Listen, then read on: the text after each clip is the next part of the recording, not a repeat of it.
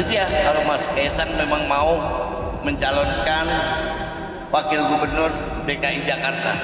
Kita juga sudah komunikasi dengan PSI. Insya Allah pasti nanti kolaborasi antara PKS dan PSI.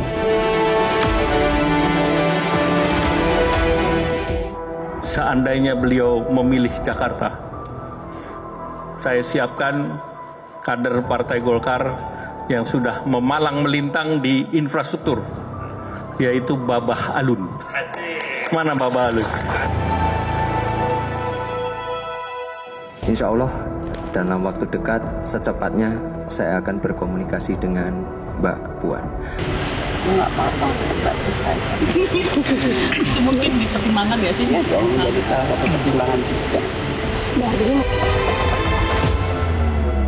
Oh, elektabilitas saya tinggi. Ya emang bagus pasti elektabilitas saya.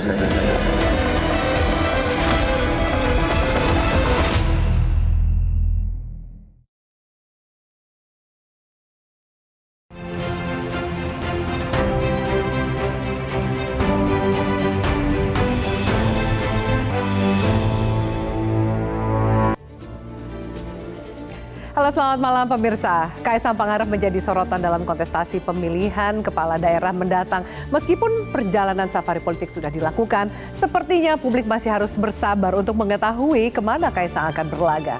Meski begitu, sebenarnya lembaga survei juga sudah merilis nama Kaisang berpotensi besar, terutama di Jawa Tengah. Dan itu tidak terlepas dari figur dan juga tingkat kepuasan publik terhadap kinerja sang ayah Presiden Jokowi. Akankah hal itu membuat langkah Kaisang menjadi lebih ringan untuk bertarung di pilkada? Inilah panggung demokrasi malam ini, Kasakusuk Kaisang, kuasai Jateng atau Jakarta.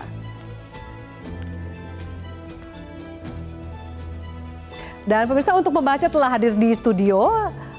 Saya perkenalkan langsung politisi muda dari Partai Demokrasi Indonesia Perjuangan, Aryo Seno Bagaskoro. Pak Seno, selamat malam. Malam, Mbak Vi. Terima kasih sudah hadir di studio. Terima kasih. Dan berikutnya juru bicara Partai Solidaritas Indonesia, Dede Prayudi. Mas Dede Prayudi, halo, selamat malam. Selamat malam. Terima kasih sudah hadir. Terima kasih sudah diundang. Dan berikutnya kami hadirkan juga Direktur Eksekutif Lembaga Survei Indonesia, Mas Jayadi Hanan. Mas Jayadi, halo, selamat malam. Malam, Mbak Terima Vi. kasih Mas Jayadi sudah hadir. Dan kami hadirkan juga pengamat politik Emrus Sihombing. Bang Emrus, selamat malam. Selamat malam, Mbak Abi. Terima kasih Bang Emrus sudah hadir. Terima kasih. Dan mengikuti diskusi kita dari sambungan Zoom ada Wakil Ketua Umum Partai Golkar Ahmad Doli Kurnia. Bang Ahmad Doli, halo, selamat malam. Baik, kami masih mencoba menghubungi karena kita akan ikut mengajak Ahmad Doli untuk berdiskusi via Zoom. Kami akan lanjutkan. Sebelum kita bahas dengan narasumber, kita akan memberikan Anda sejumlah informasi. Nama Kaisang pertama kali memang muncul dalam bursa pilkada setelah DPW PKB Jakarta resmi menduetkan Kaisang dengan calon gubernur Anies Baswedan yang juga resmi diumumkan pada bulan Juni kemarin. Kita lihat seperti apa grafiknya. Ketua DPW PKB Jakarta Hasbiala Ilyas mengatakan PKB terbuka kepada siapa saja termasuk juga kepada Ketua Umum PSI Kaisang Pangarep. Yang juga katanya sempat menyampaikan di media keinginannya untuk menjadi wakil dari Pak Anies. Namun sebenarnya hingga saat ini belum ada keputusan resmi dari DPP PKB atas usulan pasangan tersebut. Kita lanjut ke safari politik berikutnya yang dilakukan oleh Kaisang. Di antara banyak partai, ternyata dalam kunjungan pertamanya Kaisang memilih untuk memenuhi undangan ke kantor DPP PKS di Bilangan Pasar Minggu, Jakarta Selatan pada tanggal 8 Juli kemarin. Dikatakan kedua partai ini mencoba untuk berkomunikasi dan menggalang koalisi dalam rangka kontestasi pilkada. Dikatakan oleh politisi muda PKS Ismail Bahtiar bahwa tidak ada loh pembahasan soal duet Anies Kaisang, dan itu juga diamini oleh Kaisang yang mengatakan ia tidak menyodorkan namanya ke PKS untuk pilkada. Meski Sekjen PKS sempat menyinggung hasil survei Kaisang di Jawa Tengah yang dinilai cukup menjanjikan. Oke, nah sebenarnya seperti apa sih hasil survei Kaisang di Jawa Tengah? Nanti akan kami tampilkan informasinya setelah kami bahas seperti apa safari politik berikutnya. Tidak hanya PKB, PAN, Golkar yang melirik Kaisang, PDIP pun seakan-akan mulai membuka pintu komunikasi dengan keluarga Pak Jokowi ini. Ketua DPP PDIP Puan Maharani bahkan memberikan respon positif terhadap safari politik yang dilakukan oleh Kaisang dan menanggapi kemungkinan Kaisang menyambangi PDIP mengingat pentingnya untuk terus menjaga silaturahmi. silaturahmi. Dan hal ini langsung disambut oleh kakak Kaisang, Gibran Raka Buming Raka, dengan menyatakan bagusnya adiknya harus segera menemui Puan Maharani hari ini jika Mbak Puan sudah memberikan statement seperti itu. Apalagi, nah berikutnya ada kejutan yaitu dari Golkar yang terbaru, datang informasi terbaru dari Golkar yang dikatakan mendadak menyodorkan nama pengusaha jalan tol Yusuf Hamka untuk menjadi bakal calon wakil gubernur Jakarta mendampingi Kaisang Pangarep jika maju sebagai calon gubernur Jakarta. Alasan yang disampaikan oleh Ketum Golkar Erlangga Hartarto adalah karena Yusuf Hamka dinilai mampu mengatasi masalah macet dan banjir di Jakarta dengan pengalamannya di bidang infrastruktur. Yusuf Hamka sendiri mengatakan jika duet ini benar terjadi, maka tagline pasangan ini adalah Ka'bah yang merupakan singkatan dari nama Kaisang dan Babah Alun yang menjadi sebutan dari Yusuf Hamka. Namun meski Kaisang hadir dalam pengumuman di kantor Golkar tersebut, PSI hingga saat ini menyatakan ketumnya belum mengambil keputusan untuk maju di Pilkada. Oke, hasil survei, kita masuk ke grafik berikutnya. Seperti apa sebenarnya nama Kaisang dalam hasil survei? Pertama, kami hadirkan Lembaga Survei Indonesia yang merilis hasil survei tanggal 30 Juni 2024. Pada simulasi semi terbuka dengan menjanjikan 21 nama cagup, nama Kaisang berada di urutan teratas dengan angka 15,9%. Namun, jika masuk dalam simulasi top of mind, nanti mungkin Mas Jayadi Hanan bisa menjelaskan apa nih bedanya supaya masyarakat bisa mengetahui lebih jauh. Simulasi top of mind, nama calon gubernur, Kaisang berada di urutan kedua dan nama Kapolda Jawa Tengah Ahmad Lutfi berada di urutan pertama dengan angka 5,2. Menurut Jayadi Hanan, keunggulan Kaisang ini disebabkan oleh tingkat kepuasan pemilih Jawa Tengah terhadap kinerja sang ayah yaitu Presiden Jokowi. Berikutnya, satu lagi survei kami hadirkan dari indikator politik. Kaisang menduduki urutan dari simulasi 10, 8 hingga 6 nama di urutan pertama. Namun elektabilitasnya kalah jika dilakukan simulasi top of mind atau simulasi terbuka di mana kembali nama Ahmad Lutfi atau Kapolda Jawa Tengah ini menjadi berada di urutan teratas dengan angka 8,6%. Sementara Kaisang jika simulasinya adalah top of mind masuk dalam urutan kelima dengan angka 4%. Oke, baik. Itu sejumlah hasil survei, kemudian juga perjalanan safari politik yang dilakukan oleh Kaisang. Di sini udah ada juru bicara PSI. Mas Dede, saya langsung akan ke kamu. Langsung. Apa yang sedang dilakukan oleh Mas Kaisang ya kan? Mau mencoba kolaborasi, koalisi dengan partai lain atau termasuk juga test the water nama Kaisang di bursa pilkada? Ya, jadi kami itu baru mulai serius membahas bahwa Mas Kaisang itu berpotensi untuk maju. Itu adalah semenjak PKPU itu direvisi. Oke, jadi ketika PKB mencoba-coba ya untuk menduetkan nama Pak Anies dengan Mas Kaisang, kami merasa tersanjung, tapi kami belum membahasnya secara serius gitu. Lalu kemudian PKPU ini kemudian direvisi, baru kemudian Mas Kaisang berbicara serius soal beliau akan maju atau tidak. Itu aja dulu ya. Jadi kemungkinan besar Mas Kaisang akan maju di Pilgub. Kemungkinan besar. Ya. Di Pilgub. Di Pilgub. Tapi dapil daerahnya mana belum. Ini belum pasti. Nah, Mas Kaisang mau maju di mana? Ini adalah pertanyaan turunan berikutnya, pendalaman berikutnya ya. Dan ini belum bisa terjawab sampai dengan sekarang.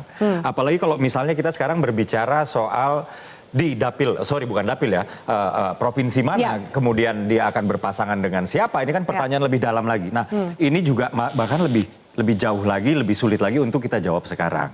Gitu. Artinya apa? Artinya sampai dengan saat ini Mas Kaisang, PSI ini masih secara intensif membahas soal apakah Mas Kaisang mau maju misalnya di Jawa Tengah kah? Atau misalnya di Jakarta kah? Karena dihitung-hitung itu ada banyak sekali. Yang pertama itu adalah soal kriteria paslon. Ya, kriteria paslon yang pertama kita akan melihat dulu apakah misalnya seseorang tersebut yang akan mendampingi Mas Kaisang atau apakah seseorang yang akan didampingi oleh Mas Kaisang ini memiliki kredibilitas yang bagus, kapasitas yang baik sesuai dengan permasalahan di daerahnya atau juga memiliki integritas yang baik gitu ya. Lalu yang kedua adalah kecocokannya dengan DNA PSI. Apakah tokoh yang bersangkutan ini memiliki rekam jejak yang memang betul-betul memegang teguh prinsip anti korupsi dan anti intoleransi. Lalu yang ketiga, ini yang nggak kalah penting, Mbak Afi, yaitu di dalam kami menentukan siapa nama-nama yang akan kami usung di daerah manapun, termasuk dengan Mas Kaisang atau bukan.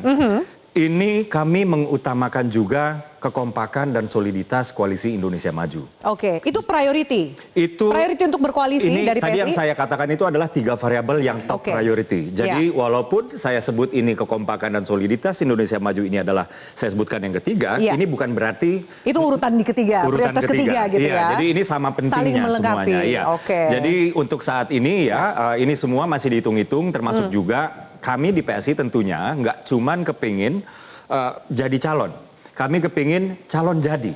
Gitu. Artinya kami juga Iya. kepingin calon menang, yang ya. memiliki kemungkinan menangnya itu cukup besar. Oke. Gitu, karena bagaimanapun juga kami di politik, ideologi politik ini hanya akan bisa jadi kebijakan kalau misalnya kami memiliki otoritas, yang dalam hal ini adalah memiliki kekuasaan dan lain-lain, Oke. sehingga kami bisa melayani masyarakat dengan baik. Kurang lebih Oke, seperti itu. kurang Jadi lebih- belum. belum Ya. daerahnya Mas Jayadi, tapi minimal dari Mas Jayadi kita dengar bahwa ini akan maju nih, Mas Kaisang ini di kontestasi pemilihan gubernur tingkatnya provinsi gitu. Kalau dari hasil survei nih yang membahas tadi gitu, Mas Jayadi, Mas Kaisang ini seberapa magnet sih untuk kontestasi pilkada ya? Kalau kita lihat kan mungkin saat ini yang disebut nama provinsinya ada Jakarta dan juga Jawa Tengah. Gimana Iya. Mas Jayadi? Ya salah satu magnetnya karena mau tidak mau Kaisang kan dikaitkan dengan Pak Jokowi.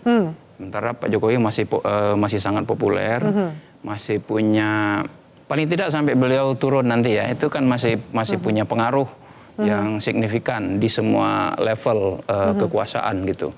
Jadi itu salah satu yang membuatnya menarik mau tidak mau gitu ya. Iya. Nah memang yang paling menarik itu memang antara Jawa Tengah sama Jakarta. Jawa Tengah kenapa? Jawa Tengah masuk akal karena kan itu wilayahnya Pak Jokowi. Dulu waktu Pak Jokowi masih belum pisah sama Banteng sama Mas Eno, itu kan mereka Keluarga besar Mas Eno ya? satu keluarga besar gitu. Ya. Sekarang mereka pisah kan gitu. Begitu yang kita tahu ya, mereka Iya. pisah gitu. Jadi Tapi katanya mau ketemu kok sama Mbak Puan. iya, makanya saya bilang masih pisah kan, apa rujuk lagi apa enggak kita nggak tahu. Jadi sangat wajar kalau basis utamanya ada di situ. Oke. Tapi di Jakarta juga jangan lupa Pak Jokowi kan launch untuk jadi presidennya di Jakarta dan pertama kali masuk Jakarta juga menang. Masih cukup banyak loyalis Jokowi di Jakarta. Buktinya Prabowo terbantu untuk memenangkan Jakarta di Pilpres yang lalu kemarin ya. gitu kan. Prabowo juga pada saat yang sama terbantu untuk memenangkan pilkada di Jawa Tengah yang diperkirakan sangat sulit pada saat itu. Jadi kalau dua itu dikaitkan dengan Kaisang dan Kaisang kemudian mewakili bukan hanya dirinya sendiri di situ, tapi mewakili kekuatan yang sering dikenal sebagai the machine ya. Jadi kekuatan yang diafiliasikan dengan Pak Jokowi itu sekarang tidak hanya individu Pak Jokowinya, tapi ada mesin di belakangnya. Jadi bukan cuma Jokowi efek. Ya jaringannya, ya kan, pengaruhnya ke akar rumput dan sebagainya. Partai-partai yang termasuk Kim itu kan dia bukan figur individual, itu dia the machine. Jadi kalau dia udah jadi sistem sendiri yang jalan. Jadi kalau Kaisang bersama the machine itu dia punya dua kekuatan kan. Dan ini kuat banget nih. Kalau kita lihat Jakarta lawan Anies gitu misalnya. Nah itu yang harus dihitung. Kalau di Jakarta ada Anies yang diperkirakan masih cukup kuat, ya cukup kuat. Dan kalau kita berkaca dari Pilpres lalu, kekuatan Anies minimal ada 40-an%, 41,07. Kalau Pak Prabowo kan 41,67. Selisih sama, ada kekuatan PDIP. Jadi itu sesuatu yang tidak mudah dikalahkan kalau Jakarta tidak punya figur yang selevel dari segi popularitasnya, akseptabilitasnya, personalitinya dengan Anies. Jadi mungkin chance-nya untuk Kaisang lebih besar di Jawa Tengah? Kalau lihat angka-angka sekarang, sementara ini yang lebih besar di Jawa Tengah, memang. Karena angka untuk Kaisang belum keluar ya di Jakarta. Belum keluar. Memang diperkirakan Kaisang lebih kompetitif sebagai calon wakil gubernur. Kenapa? Karena baik Anies ataupun saingannya waktu itu Ridwan Kamil ya, yang tamanya sudah sekarang agak cukup firm bahkan di Jakarta. Nanti kita tanya Mas Doli yang udah bergabung di Zoom nih ya. Jadi waktu masih Anies sama Ridwan Kamil, dua-duanya tuh tertarik untuk ngajak Kaisang. Karena kalau Anies memerlukan tambahan suara dari Kaisang lewat loyalis Pak Jokowi. Ridwan Kamil juga sama, dia memerlukan soliditas Kim dan adanya Kaisang itu bisa membantu soliditas Kim itu secara lebih kuat di Jakarta. Jadi mesin ini sangat menjadi daya pikat lah untuk menggandeng Kaisang gitu ya, betul. Mas Jayadi. Oke, saya sapa dulu Mas Doli. Halo, selamat malam. Selamat malam. Iya. Assalamualaikum warahmatullahi wabarakatuh. Baik, terima kasih Mas Doli udah gabung di Panggung Demokrasi. Kita sebelum ke narasumber yang lain, kita ngebahas soal Jakarta dulu nih ya kan. Yang tadi juga sempat saya sampaikan ada Golkar yang bahkan memberikan Babah Alun atau Pak Yusuf Hamka gitu yang menjadi pendampingnya Kaesang jika maju ke Jakarta. Apa pertimbangannya gitu? Kalau ini kan mungkin agak ekstrim ya dari usia, dari pengalaman ini kan agak berjarak gitu. Apa itu jadi pertimbangan justru kekhasan dari pasangan yang mau diduetkan oleh Golkar ini, Bang Doli? Iya, kata kuncinya kan jika tadi. Jika kalau misalnya Pak Kaesang itu kemudian memang berniat maju di Pilkada Jakarta, maka kami memandang kalau misalnya nanti diberi kepercayaan Golkar yang menjadi calon wakilnya, kita menganggap yang pas itu adalah Pak Yusuf Hamka. Karena apa? Karena kita berharap ini ada kombinasi ya antara tokoh muda dengan tokoh senior. Di mana kan Jakarta itu masalahnya kompleks ya. Dan isu yang selama ini mengemukakan adalah soal infrastruktur, kemudian soal mengatasi banjir. Dan Pak Yusuf Hamka itu kan punya pengalaman yang cukup panjang ya untuk membuat wajah Jakarta seperti yang sekarang lah, dengan jalan tol dan segala macam itu. Nah makanya kami menyodorkan nama Pak Yusuf Hamka. Sekali lagi jika ya, teman-teman PSI dan Pak Kaesang itu memang maju di Pilkada Jakarta. Tetapi kan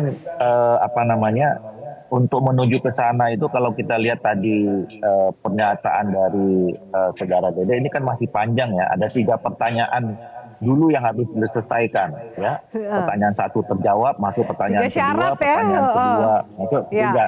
Jadi masih panjang, makanya kami nunggu saja dari Pak Kaesang sendiri dan juga teman-teman PSI. Tapi Golkar yakin bahwa Pak Yusuf Hamka ini sudah memenuhi kriteria 3 itu nggak? Atau jangan-jangan baru ketahui 3-nya malam ini gitu, begitu Mas Dede menyampaikan? Nggak, maksudnya kan tadi Yusuf Hamka itu akan bisa kemudian dipasangkan kalau 3 pertanyaan yang akhirnya memutuskan Pak Kaesang maju di Jakarta kan. Tapi kalau akhirnya kemudian tidak pertanyaan yang 3 itu ternyata jawabannya lain, pindah ke Jawa Tengah kan itu nggak berlaku kan, kira-kira begitu. Oke. Jadi paketan ini cuma berlaku untuk di Jakarta. Berarti Ridwan Kamil udah officially nggak maju ke Jakarta nih ya, Mas Doli?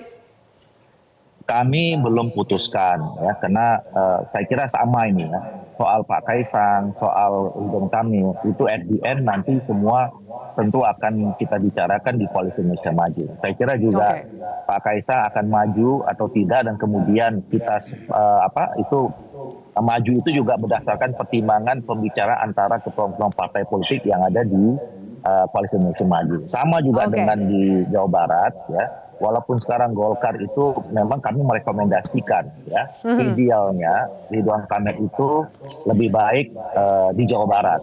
Karena lihat dari approval ratingnya yang hampir 90%, artinya masyarakat Jawa Barat sangat menginginkan kembali Ridwan Kamil di Jawa Barat dibandingkan kalau di Jakarta. Nah tapi kita masih punya 40 hari lagi ya, saya kira nanti akan ada pembicaraan yang lebih khusus antara semua ketua umum kami dengan ketua umum partai politik termasuk Pak Prabowo di Koalisi Indonesia Maju. Baik. Saya harus jeda dulu, bagaimana dengan PDIP? Pertanyaan saya banyak untuk Mas Endo, tapi usai jeda kita tanyakan. Usai jeda pemirsa, kami akan segera kembali. Panggung Demokrasi, tetaplah bersama kami.